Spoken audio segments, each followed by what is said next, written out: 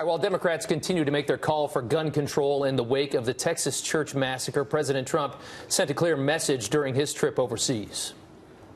You know, you're bringing up a situation that probably shouldn't be discussed too much right now. We could let a little time go by, but it's okay if you feel that that's an appropriate question. And Chicago is a disaster.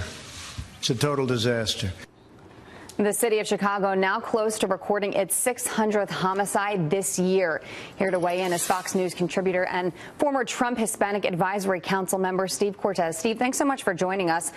When you look at the statistics here, I mean, the crime rate in Chicago is absolutely ridiculous. We're up to 581 shootings through November 5th. That's right. 2016, you can see 771, and then the list goes down from there. But do you think that the gun laws are going to solve this problem?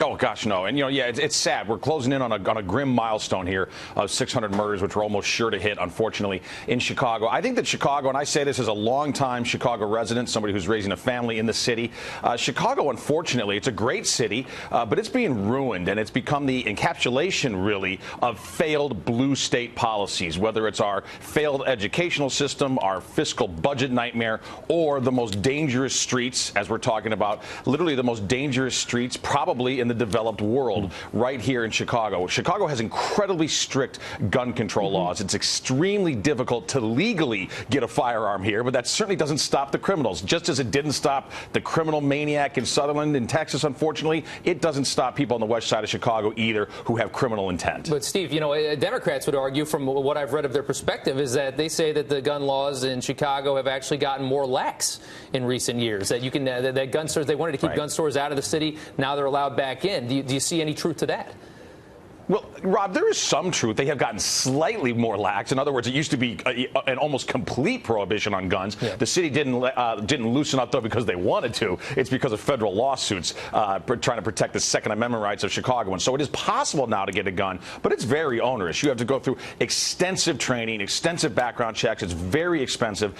And look, criminals simply don't do that. I mean, do you think that a gangbanger says, you know, I'm going to go to class, I'm going to do this the right way and get a concealed carry permit? I mean, of course they don't. You know, I mean, that's it, and it is really laughable to think so. But what isn't laughable is what's happening on the streets of Chicago. And kids in many neighborhoods in this city literally can't go to the park to play or are worried going to and from school in the morning.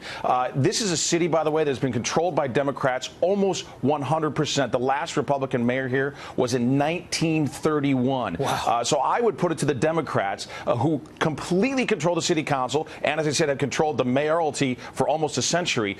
What is it that you're doing that can make Chicago better? And how can you argue that you haven't failed miserably in this city? But, Steve, is it fair to say that Chicago is the problem when you look at other states around Chicago that have pretty weak gun laws, specifically Wisconsin and Indiana? I mean, going back to the beginning of the segment when that reporter asked Donald Trump that question, it was about, do you think that we need better gun vetting, I think was what she said, to not exactly quote her. But what's your thought on that?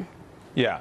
No, and listen, Jillian, that it is a valid point that certainly, yes, we have states that are far more pro-Second Amendment. I wouldn't say weak gun laws. I would say pro-Second Amendment gun laws nearby. But why then isn't Indianapolis a shootout? Why isn't Milwaukee, Wisconsin to the degree that Chicago is, if that's the case? So I don't think that's the issue. The issue is Chicago-specific policies, and I think more than anything, it's two things. It's a failure of our educational system, and then it's also that the Chicago police know that the Chicago politicians do not have their back. And so the Chicago police, and I can't really blame them when I talk to them, cop buddies of mine, they have largely pulled back. They are reactionary rather than being preemptive on many of our streets, and I can't blame them for that. Let's take this back to Texas real quick. One last question. Do you think people should be able to get their hands on semi-automatic weapons legally and put bump stocks on those to make a weapon that can kill dozens of people in a matter of minutes before police can even get there? Right. Look, I think prohibitions on bump stocks, because that to me is not part of the Second Amendment. Bump stocks, that might be very reasonable. Although I also fear with 3D printing and so forth that somebody who's got any technical skill is going to be able to make an effective bump stock anyway. But let's make that more difficult. I'm fine with that. As far as semi-autos, though, Rob, they really get a bad rap here. And I think sometimes just because these guns sort of look scary or they look like they're military grade, they're not. Semi-automatic just means every pull a bullet comes out, which is true of a lot of have hunting rifles that don't look scary to most people. So should semi-automatics be legal? Yes, of course they should, and they should be in the right hands.